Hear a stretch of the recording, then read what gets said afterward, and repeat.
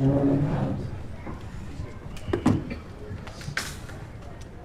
going to bring Waino over for those who are wondering. We need club availability at open net. How does that game feel in the dugout? It feels awesome. It feels like a playoff game. The energy is different. It's a must-win. It wakes you back up. It felt really good. I wanted to ask you, a couple weeks ago, did you feel like Waino had one more inning where he's just magical and could kind of turn back the clock? Did this feel like that, like vintage Waino? Yeah, that's as good as we've seen. I mean, you talked to him right before the game, and if he's being really honest, he was being held up by duct tape before that game started, and for him to go out there and do what he did is highly impressive. We talked about conversations or things that you do if you were deciding to take Adam out of the game. You went out there, didn't go to the bullpen at all. What did you say to him about before in the sixth? I want to make sure he had enough for Talese and just what the approach was there, but yeah, it was his game. You mentioned how he was feeling before this game, and we can also read the numbers. The velo was where it was throughout that game. Did you have concerns that he might not be able to make it through any more of these? No, there's no way he was not going to take the ball today. So no concerns there. It was just a matter of how it was going to come out, and it came out really good. Acknowledging the velo, what was Waino doing to be so effective in this big win?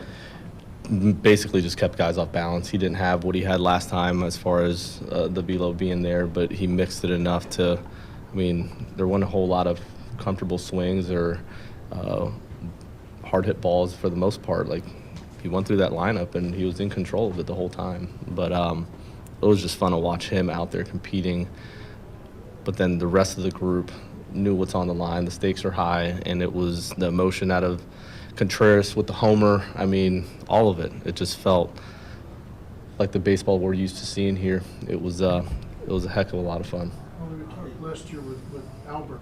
He could summon it when he needed to at those big moments. Did it feel the same with the way Adam could kind of rise to the occasion tonight? It did. He knows he only had so many more shots at it, and regardless of how he felt, he was going to take the ball and give it everything he had, and he did exactly that.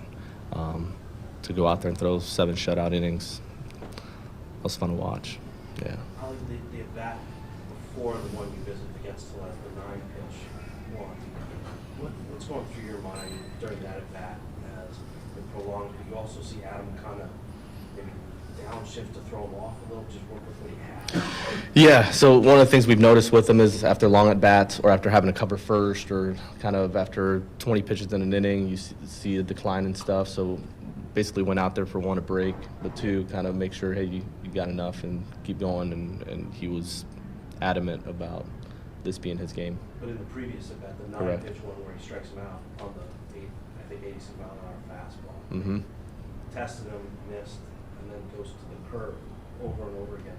Just I hate to say this because the art of pitching that's involved, that's involved there, and how he just got by with what he had. Yeah, I mean, that's exactly what he did. Nothing was overpowering, but he was able to do exactly that. Like, it was a matter of keeping guys off balance. They used the word art. That's exactly what it was. Yeah. Probably a different guy, but the night Mason Wynn had shortstop, how big was that? How did helping Wainwright do this? Yeah, there's a lot of nice plays behind him, and Mason definitely did his job.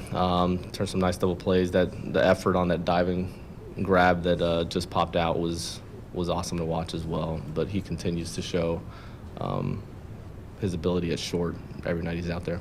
Do you think we're in an era where 200 career wins is going to be the new 300? I mean, you look at the other guys only have 100 wins active. Yeah, we talked about it before the game, and just closest to him, there's a big gap there, and it's just it's a tough accomplishment, man. We just got together as a group and talked, kind of toasted to it, and it's impressive to be in that group. It takes a lot of dedication. It takes a lot of sacrifice to be able to play for as long as he has and do the things that he's done. But most impressive, and this is what I told the group, most impressive is what he does outside of his skill set of being on the field. He continues to pour into our guys. He continues to invest in the young players that'll be here for a long time, knowing that he's not going to be a part of this next year, but he continues to spend his time and energy making sure that he leaves us in a good spot. So, can you talk about how impressive that is, even with so much of the struggles this year where it could be so easy to just be down on yourself constantly and, maybe even pull back a little bit from some of those Yeah. young guys, what that means for him to continue investing and to put more care, it seems, into it. No, you're spot on, and most do. Most pull back and kind of go into a shell and just ride this out until it's over. What comes to mind is we were in Kansas City, and he had a bad game. I mean, he got beat up pretty good. Palante also had a bad game, and you come into the clubhouse once the game's over, and you can tell Palante's out of it. He's kind of not sure what to do, and rather than Waino sitting in his own misery, he pulls up a chair, he sits next to Palante for a solid 15, 20 minutes or so, and just continues to pour into him and teach him, like, hey, this is a learning moment for you. And that's who he is. He's never so consumed with himself. He's constantly looking to invest in others and make those that are in the room with him better. And that's why he's earned the respect of everybody in this game. Yeah. What do you think this meant for Wilson? Just to not only to call that game, to do what he did, Yeah. help him through it, and then forgot. Yeah, he was pretty emotional from about the 6th inning on. He wanted to finish this. Waino said it perfectly. This is a guy that not only cares about winning, he just cares, and he wants to see others do well. And for him to call that game a shutout and be a part of Waino's 200 was important for him. So it was pretty special to watch.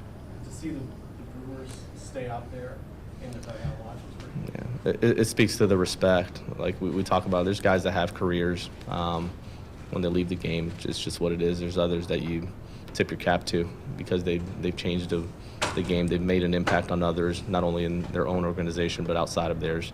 And Waino fits into that bucket. So I respect the Brewers for doing that because it was meaningful.